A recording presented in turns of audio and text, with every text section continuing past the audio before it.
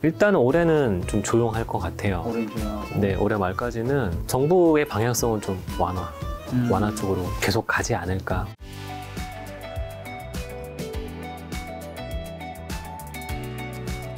아, 요즘 이제 부동산 시장 분위기가 사실 안 좋아진 지가 좀 됐잖아요. 네, 뭐 나쁘게 보시는 분들은 네, 작년 요즘 말부터, 사실 뭐 올해. 유튜브에서도 나쁘게 어떻게 보면 하락을 얘기하시는 분들의 의견들이 더 강해지고 있고 어떻게 보면 더 많아지고 있는 것 같은데, 어떻게 보면 대표님은 이제 하락보다는 원래 조금 상승을 얘기하셨던 분이셨는데 네. 지금 현재 시장 좀 분위기 어떻게 보시는지랑 또 대표님의 이 뷰라는 거는 상황에 맞춰서, 대표님도 사실 금리가 이렇게까지 빨리 오를 거를 예상하지는 저는 못했다고 생각을 하는데, 그 누구도 예상 못했으니까요. 뷰가 또 바뀔 수도 있는 거잖아요. 어떻게 지금 보고 계신지. 말씀하신 것처럼 네. 제가 금리에 크게 상관없다고 생각을 계속 하고 있는 건 똑같은데, 네. 근데 금리로 인해서 매매가 영향보다는 전세가 영향을 세게 준 것 같아요. 전세가 요즘 되게 잘 안 나가거든요. 그래서 그 영향이 있겠다. 네. 있다가 이제 말씀하셨던 질문의 첫 번째 설명. 네. 금리의 좀 급격한 상승이 전세 가격이 이제 좀 다들 부담스럽구나는 느낌을 주어서 일반적인 전세들 말고 뭐 한 20억 넘어가는 이런 고액 전세들에게 영향을 좀 세게 주고 있는 상황이라 네. 전세값이 생각보다 많이 빠지고 있는 이런 일들이 벌어지는 것 같습니다. 그래서 네. 그게 아까 말씀하셨던 좀 급격히 벌어졌던 올해 일인 것 같고요. 특히 하반기 한 5, 6월 달부터 있는 금리 얘기 나오면서부터 우선 아까 매매가에 뭐 사실 그렇게 큰 영향은 없을 거라고 말씀드렸는데, 그거보다는 전세가에 영향을 많이 주더라. 그래서 전반적인 투자 환경들이 약간씩 악화되는 거죠. 뭐냐면 갭이 커지는 거죠, 한마디로 말해서. 그렇죠. 전세가는 떨어지고 있고 하니까. 그러니까 이제 갭이 커지니까 투자를 하는 사람 관점에서는 이게 점점 투자금이 커지니까 쉽게 안 되는구나가 이제 요즘 상황 변화의 첫 번째인 것 같아요. 네. 뭐 요즘 많이 들어보셨던 뭐 역전세 이야기도 나오고 있고, 그쵸. 월세 전환 이야기도 많이 나오고 있고. 네. 사실 올해 제가 생각했던 것 중에 사실 제일 고민이 요거였는데, 갱신권 사용하신 분들이 이제 돌아오는 요번 7, 8월 지난 그런 경우에 이제 전세가 어떻게 움직일 거냐. 네. 근데 작년에 뭐 저도 일부 생각은 했지만 월세로 가면 어떡하지? 반전세로 가면 어떡하지? 네. 그 생각을 계속 하고 있었는데, 네. 그게 아까 금리 인상과 맞물려서 네. 급격히 월세화되는 일이 벌어지니까 네. 전세가 좀 많이 약화되는 일이 벌어지고 있더라. 네. 이게 이제 지금 매매 시장에서도 네. 투자를 하시려는 분들이 약간 생각이 내 예산을 안 맞는데 이런 생각을 하실 수가 있는 게 이제 제일 큰 변화 하나인 것 같고요. 네. 두 번째는 주식시장을 비롯한 나머지 이제 금융시장 쪽에서의 문제인데, 네. 너무 안 좋은 거죠. 그렇죠. 계좌들이 막 너무 녹아나고 있어요. 그러니까 아까 이사를 가려면, 아니면 투자를 하려면 갭으로 투자를 하든지 아니면 그냥 사든지 둘 중에 하나인데 계좌가 없어지고 있어요. 막 녹았어요. 그래서 그럼 투자 여력이 없잖아요. 그렇죠. 또 이제 또 생각이 약간씩 낮아지는. 그래서 전반적인 그런 투자 심리는 되게 악화되어 있는 게 맞다라고 느껴져요. 네. 그래서 요즘에도 쭉 이렇게 거래 내역들을 보면은 어느 지역들은 막 크게 빠지는 지역들이 보여요. 네. 근데 그게 어딘가 곰곰이 생각을 해보면 지난 한 3년, 길게 보면 한 3, 4년 전부터 흔히 말하는 투자자가 많이 들어가는 동네들, 소액으로 들어가신 분들이 지금 뭐 어차피 많이 올라 있고, 특히나 5월달 취임식 언저리 때 일반 과세라는 것들을 딱 열어준 순간, 그러면 일반 과세로 팔아야 되겠다. 그런 데들은 이제 아까 차익이 나 있으니까 투자자들 관점에서는 던지고 나올 수 있는 상황들도 되는 것 같아요. 그래서 그런 지역들이 하락이 좀 많이 나타나는 것 같고, 그런 지역이 이제 수도권에 많이 보인다라고 한다면 서울 같은 데들은 이제 토지거래 허가 지역. 그런 데 중심으로 언론에 나오기 좋은 거래들이 종종 나오죠. 모든 거래가 다 그렇다는 게 아니라 언론에 나오는 거래들이 찍힌다. 언론에 나오는 거래는 가격이 매우 가격 차이가 큰 거죠. 그런 것들이 이제 하나, 두 번째는 직거래. 그냥 일반 거래는 도대체 이게 왜 이렇게 나오는 걸까? 그런 궁금증을 자아내게 해서 기사에서 뭐 어떻게 뭐 채무관계에 의한 변제다, 뭐다, 맞아. 얘기들 많이 나오고 있는데, 그런 것들이 기사에 잘 나오는데, 신기하게도 잠실동과 대치동에서 종종 보이고 다른 지역들은 그렇게 많이 보이진 않아요. 그 어떤 의미죠? 잠시가 대치동에서 많이 보이는데 다른 데서는 안 보인다. 그러니까 재미있는 사실인데, 갭 투자가 안 되잖아요. 네네. 실거주를 하지 않으면 토지거래허가 구역은 거래 허가가 안 나니까 투자자가 아무리 매력이 있어 보여도, 지금 전세가 약화돼 있다 하더라도 사실 전세를 이용해서 매수를 한다면은 투자금이 아까처럼 투기 거래인 경우에 매매가가 그렇게 낮으면 한번 생각해 볼 만한 금액이거든요. 근데 그렇게 못 하니까 전체 금액이 다 있는 현금이 있는 사람들만 접근을 하다 보니 그런 좀 빨리 팔아야 되는 그런 분들이거나 아니면 그런 좀 특이사항인 거래들은 네. 희한하게 그런 지역들에서만 나타나고 있더라. 또 특이하게도 또 다 대부분 국민 평형이더라. 네. 대형 평형에서 그런 좀 희한한 거래들은 거의 안 나오고 있고 국민 평형에서만 나와주고 있더라. 네. 이것도 상당히 시사점인데 아까 그런 몇 년 전에 투자로 접근하신 분들은 지금 그래도 차익이 나 있는 분들 어쨌든 차익이 나 있으니까 네. 익절하는 거죠. 익절하고 던질 수 있는 그런 분위기를 한다면 또 하나의 다른 매도는 뭔가의 갈아타기를 위한 좀 빠른 매도 이거를 사야 되기 때문에 네. 가는 거를 사기 위해서 조금 덜 가는 거를 이렇게 팔 수 있는 자신만의 결정 네. 그런 것들이 지금 묶여 있는 것 같아요. 그래서 아까 전반적인 지갑 두께 얇아짐으로 인해서 투자 심리도 위축돼 있는데 그런 상황에 지역적으로는 좀 그런 움직임들도 함께 나타나고 있더라. 그래서 요즘 가장 좀 난처한 상황은 양극화가 굉장히 심해지는 것 같아요. 가는 지역들은 계속 가고 네. 못 가는 지역들은 계속 못 가고. 네. 근데 그게 뭐 흔히 말해서 강남이다 하더라도 강남 3구라고 하더라도 어딘가는 계속 이상한 얘기들만 들리고 네. 어딘가는 쭉쭉쭉쭉 가는 이런 모습들이 좀 같이 가고 있어요. 강남 3구에서도 지금 떨어졌다는 얘기 들리는데 가는 데가 안 가는 데는 어디인 거죠? 근데 인기 지역 대형 평수들은 계속 신고가들을 보여주고 있고 지금도 치고 있나요? 신고가 기사도 나와요. 뉴스에도 신고가 기사가 나오는데 네. 클릭수가 좀 덜 나오는 거지 나오죠. 그럼 이제 강남구와 서초구는 여전히 신고가가 나오고 있고 송파구가 아니, 약간- 다른 지역들도 신고가 나와요. 네, 신고가가 아니진 않은 거예요. 근데 아까 그런 하락 거래들도 나오는 거고 네. 그러니까 그런 것들이 좀 더 많이 부각이 되는 거고 그러니까 지금 시장이 양립하고 있어요. 말이 안 되게 양립. 네. 지금 주가도 빠지고 채권값도 빠지는 일이 동시에 벌어진다 하잖아요. 네. 여기도 그래요. 이렇게 되고 있는 거죠. 누구는 빠지고 누구는 오르고. 이런 상황이 매우 어렵죠. 그러니까 아까 제가 누군가는 빠르게 갈아타야 되겠다는 생각들을 하시는 것 같고. 빠르게 갈아탄다는 건 이제 어떻게 보면 하급지에서 상급지로 조금씩 그게 첫 번째. 최대한 빨리. 두 번째 상급지 안에서도 네. 일반 평형에서 더 큰 평수로. 그럼 지금은 이제 그러면 대표님 보셨을 때 그 서울, 경기, 인천 수도권은 지금 이제 전체적인 걸 다 보면 상승인 거라고 봐야 되나요? 하락이라고 봐야 돼요. 하락인데 정말 최상급지 몇 개 정도가 상승 정도로 봐야 된다고 봐야 될까요? 어떻게 보세요? 올해 수도권이 하락했다고 말도 하기 힘들어요. 왜냐하면 서울이 약세여서 그렇지 네. 전반적인 시장 분위기에서 이번에 규제 지역에서 이제 해제된 평택, 안성 이런 지역들 올해 꽤 많이 올랐거든요. 네. 파주도 마찬가지거든요. 그러니까 올해는 우리가 이제 다들 바라보는 지역들에서 멈춰 있던가 아니면 소폭 조정을 받은 게 상반기까지 모습이라고 한다면 네. 상반기에도 막 쭉쭉쭉 오른 지역들이 꽤 많았어요. 수도권에서. 네. 그래서 그런 것들을 보면 지금 이제 9월달, 10월달 오니까 약간 좀 얘기들이 그렇게 나와서 그렇지 상반기 때 올라 있었던 양들은 수도권에서도 꽤 많이 보였어요. 그럼 국내 기업들 실적과 이제 부동산에 뭔가 연결해 주셨는데 소득 이게 좀 때문에. 어떤 연결인가요? 소득 때문에. 아, 소득. 네. 저는 항상 부동산 특히 아파트 가격은 소비자들의 소비력에 달려 있다고 봐요. 그걸 소비할 수 있는 여력이 되냐 안 되냐. 네. 그래서 아까 제가 주식이나 이런 다른 투자들에서 좀 결과가 안 좋은 걸로 지갑 두께가 얇아졌다는 표현을 썼지만 네. 결과적으로는 그분들이 지금 이 주택을 소비할 수 있냐 없냐는 소득이 깎이는 거. 네. 두 번째는 직장이 사라지는 거. 이 두 가지에 포커스를 항상 두고 있거든요. 네. 제가 그게 약화되지 않으면은 네. 주택 시장도 약화되지 않는다라는 등식으로 설명을 늘 드려요. 그러니까 제가 계속 뭔가 강세로 말씀드리면 네. 소득의 강화 가능성, 소득의 증가 가능성이 있기 때문에 네. 라고 생각하시면 사실 되게 편하실 거예요. 네. 2022년도 마찬가지였어요. 작년에 말씀드릴 때. 2022년도에 대부분의 사람들의 소득이 내려갈 가능성이 거의 없다. 특히 수도권 같은 경우는. 네. 그 포인트로 말씀드렸고 그 포인트는 여전히 유효하더라고요. 왜냐하면 제가 지금 2분기 실적까지는 다 봤는데 그 급여 상황들도 다 네. 봤는데 줄어든 업체들이 많이 없어요. 거의 없어요. 네. 당연한 질문이면 소득이 늘면 집값에 어떤 영향을 끼칠까요? 저는 정비례한다고 봐요. 소득이 느는 만큼. 네.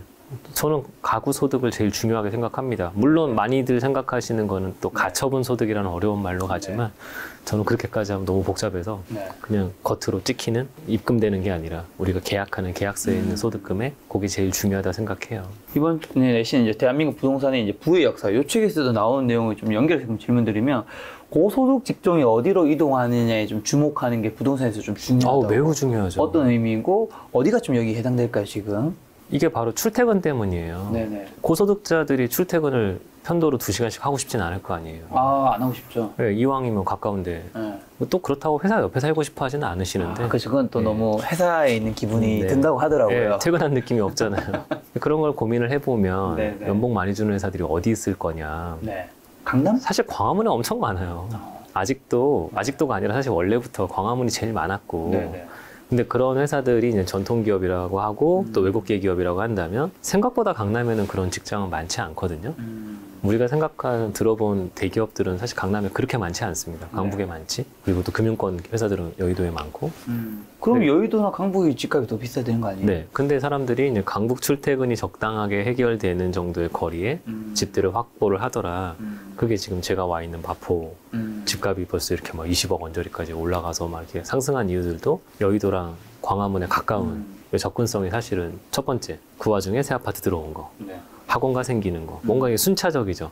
아파트가 지어지고 아파트 값이 오르고 아파트 값이 오르니까 학원가가 형성돼서 아이 키우기 좋아지고 또 그 와중에 또 여기 연남 센트럴 파크 예, 이런 것도 만들어지면 또 삶의 질도 좋아지고 네. 식당들도 많이 생기고 네. 이게 이제 요 마포 원저리의 되게 강세화를 만들어낸 배경이잖아요. 사실은 개발된 거가 첫 번째죠. 그렇죠. 예, 근데 그런 관점에서 아까 고소득 직장 하면은 결국은 우리가 생각했던 지역들의 효과들이 다 있는 거예요. 강남도 당연히 강남이고. 왜냐면 강남이 회사가 있어서 강남이 아니라 강남에서 광화문이 그렇게 멀지 않으니까. 뭐 한남대교를 건너시든 반포대교를 건너시든 네. 금방 접근하잖아요. 네. 그런 것들 때문에 강남이라고 한다면 마포든 마용성이라고 불리는 지역들도 역시나 그런 힘들이 있는 거고 여의도 접근성이 좋은 뭐 영등포구라던가 저기 양천구의 목동이라거나 이런 것들도 여전히 다 살아있는 거죠. 네. 송파구도 마찬가지고. 그럼 최근 판교로 이사 갔던 기업들이 뭐 강남으로 좀 돌아오고 있다면서요? 아, 네. 이건 어떤 이유예요? 이게 이제 또 요 책에도 있는데 네네. 최근에 보시면은 웬만한 대기업들보다 우리가 뭐 옛날에 네카라쿠 배당통가요? 뭐 네이버, 카카오 뭐 이런 수많은 그 IT 기업들뿐만 아니라 네. 뭐 최근에 인기 있었던 뭐 그런 뭐 스타트업이든 그런 회사들이 연봉이 꽤 높아졌다는 것들이 확인이 되는 거죠. 제가 아까 2분기까지 급여 흐름들 좀 봤다고 말씀드렸잖아요. 그러니까 최근에 이제 아까 네이버나 카카오나 이런 업체들의 평균 연봉이 거의 한 1억 4천만 원에 육박을 하고 있어요. 1억 4천. 평균 연봉이에요, 평균 연봉. 야, 많다. 이 생각이 들잖아요, 딱 들자마자. 왜냐면 그 정도 주는 회사는 삼성전자밖에 없는데, 물론 평균입니다, 그것도. 사원이 그만큼 받는다는 뜻이 아니라. 근데 벌써 이렇게 일반적인 전통 대기업들의 연봉 수준을 IT 기업들이 초과 달성하고 있다는 네. 이런 움직임들이 결국 판교의 주택가격, 네. 그리고 또 판교와 가까운 강남의 주택가격, 분당의 가격, 이런 것들에 다 영향을 주는 거죠. 그럼 다시 돌아와서 강남 그러면 집값은 지금 이제 시장에서는 많은 전문가분들이 하락 이제 얘기하신 전문가들이 더 늘어나면서 강남 집값도 안 빠질 수 없다. 지금 주변에서 빠지는데 여기도 시간 문제다. 점차 거래 안 되고 있고 네. 거래 안 되면서 이건 하락으로 이어진다고 하는데 대표님은 강남구, 서초구 여기 안 빠진다고 보시는 입장인 건가요? 여전히? 어떻게 될까요? 뭐 정말 엄청나게 큰 일이 벌어져서 옛날에 뭐 1998년이라거나 네네. 뭐 2008년도처럼 일어나면 뭔가 이슈가 있을 수는 있죠. 뭐 완전히 빵이라고 말할 수는 없지만 그럴 가능성이 높다고 보진 않아요. 왜냐하면은 아까 그 접근성이라는 면에서 네. 어쩌다 보니까 광화문도 가깝고 뭐 이렇게 돼 있는 그 판교도 가깝고 다 가까워진 그 가운데에 지금 강남 서초가 위치하고 있는 게 사실 제일 핵심이지만 그러다 보니 이 상황을 놓고 보면 그러면 사실 강남이라는 지역도 70년대부터 개발이 돼서 지금 만들어진 신도시인데 여기가 너무 낡아버린 이런 상황들에서 막상 정비 사업은 빠르게 진행이 돼야 됨에도 불구하고 진행이 안 됐던 거가 하나씩 되고 있거든요. 또 뭐 내년도 같으면 개포동에 입주 많이 있는 거, 또 이제 내년부터 또 시작되려는 방배동의 재건축들, 뭐 또 반포의 재건축들, 뭐 그 뒤에 쌓여 있는 뭐 수많은 그런 낡은 집들. 근데 그것뿐만 아니라 생각외로 강남에도 빈 땅들이 좀 있었더라는 거죠. 뭐 정보사 땅이라거나, 뭐 롯데칠성 땅이라거나, 지금 뭐 GBC라거나. 결국은 그런 큰 땅들, 그리고 또 한 10년 전 같으면은 잠실 롯데월드, 제2롯데월드 이제 시그니엘 올라와 있는, 거기도 사실 빈 땅이었잖아요. 그러니까 강남의 빈 땅들에 뭐가 이렇게 있다 보니 거기가 뭐 쑥쑥 올라와 주면은 또 한 번에 또 개발이 함께 이루어지는 이런 일들이 있어서 사람들은 자꾸 이제 용산 땅만 생각을 하시죠. 빈 땅이라고 생각을 하시지만 강남에도 생각보다 빈 땅들이 많고 그 빈 땅들은 공공이 아니라 민간에서 알아서 먼저 개발을 할 생각, 자기 땅들이니까 개발할 의지들이 있더라라고 본다면 지역이 어떻게 지금 발전하느냐는 강남에 더 힘이 많이 실릴 수밖에 없다고 봐요.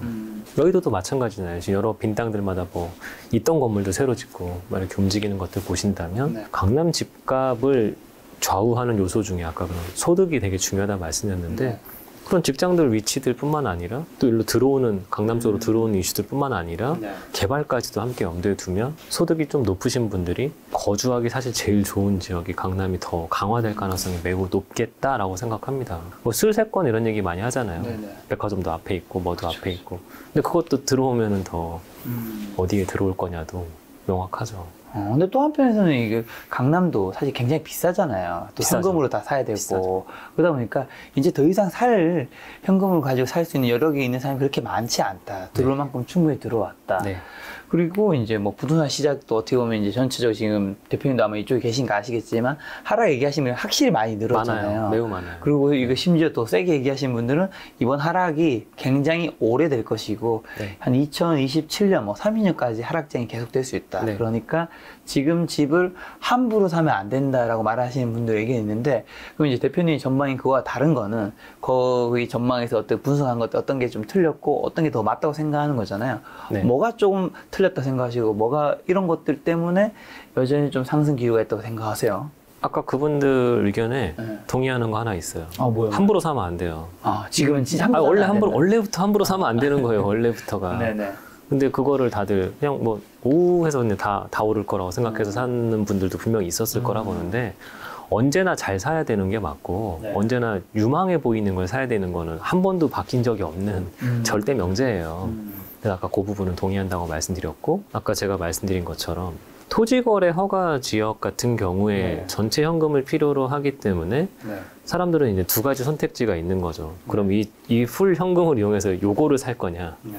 아니면 여전히 옛날 방식으로 전세 갭을 좀 이용해서 내가 유용할 수 있는 돈이 만약에 15억이면 네. 15억으로 15억짜리 토지거래 허가 구역에 있는 집을 살 거냐 15억을 이용해서 다른 동네에 더 다른 걸 살 거냐 두 가지 선택지가 있잖아요. 네. 근데 지금 분위기는 저는 요 두 개의 선택지에서 요쪽이 더 사람들이 마음이 끌리는 것 같고 원래도 그랬던 것 같아요. 네. 그러면 요 토지거래 허가 구역 같은 경우는 당연히 또 좀 더. 대출이 안 나오면 네. 계속 매수세가 똑같이 매수세가 지금 많이 약화되어 있는 건 맞지만 그럼 이런 상황에 사람들이 더 뭘 고를 거냐 투자자들이라면 네. 이쪽을 고를 거 아니겠어요. 그 토지거래 허가구역에 해당되는 게 잠실 같은 곳 아닌가요? 대표적으로 잠실, 그 대치동, 네. 청담동, 삼성동, 뭐 압구정동 등등등 성수도 있긴 하지만 네. 이런 데들이죠. 그러니까 그런 데들에서 네. 한강 보이는 뭐 이런 아파트들은 또 별개의 물건이라고 한다면 네. 지금 대치동하고 잠실 이런 일반인들이 매우 선호하는 네. 그런 지역들의 집이 말씀하신 대로 현금이 그만큼 만들어지는 사람이 적기 때문에 네. 매수세가 상대적으로 약한 거죠. 그러면 요즘 실거래 찍히는 금액들을 거꾸로 생각해 보실 필요가 있어요. 그럼 그 가격이면 팔리는 거구나. 그것도 저는 요즘 주목해서 보고 있어요. 이 가격이면 사람들이 현금 들고 와서 그냥 살 수도 있구나. 네. 최근에 그럼 거래량 멸종 그 상황은 어느 정도 상태를 보세요? 제가 알기로 심각해요. 한 전문가분은 이런 얘기 하시더라고요. 지금 내가 그 상승에 대한 비율을 완전히 꺾을 수 없는 이유는 어쨌든 지금 거래량이 너무 없다. 거래량이 만약에 있으면서 하락이면 나는 하락으로 나도 비율을 꺾겠다라고 하더라고요. 저도 그 말하고 비슷해요. 저희 커선 동의하는 건 아니지만 네네네. 이게 상승장에서도 그렇게 설명하시는 분들이 있었어요. 네. 상승장도 거래량 그렇게 많지 않았는데 네. 어쨌든 신고가 거래가 계속 보이면서 오른 게 네. 이게 대표성이 없다.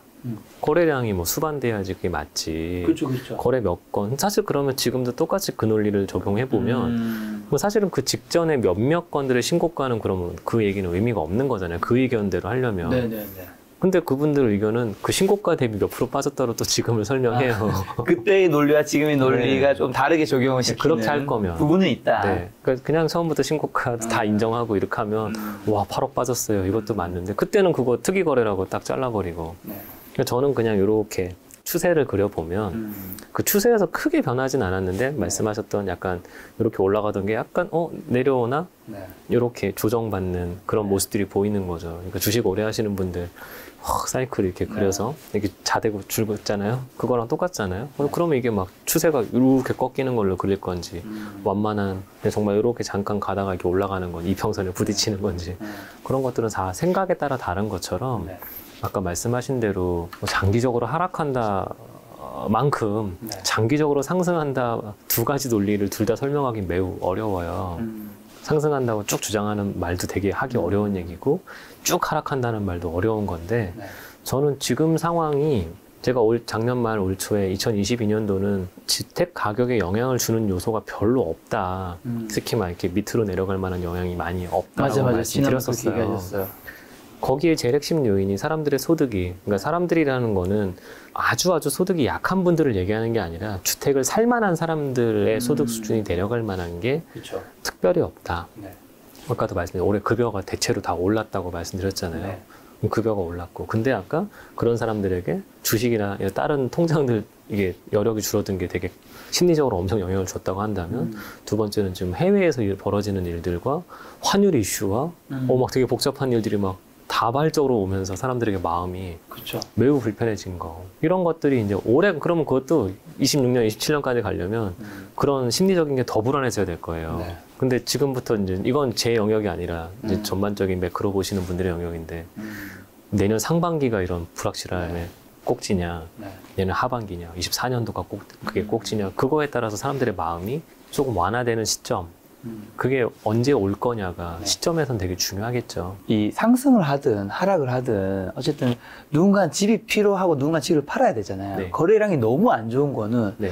그 둘 다한테 굉장히 안 좋을 수 있죠. 매우 안 좋은 거예요. 그렇죠. 네. 그 거래량은 상승 하락을 떠나서 네. 언제쯤 좀 풀릴 수 있을까요? 그건 정부한테 달려 있어요. 아, 그거는 정부한테 사람들이 심리에 있는 게 아니고. 네, 정부한테 달려 있어요. 정부가 거래를 시켜줘야지 할 거 아니에요. 네네네.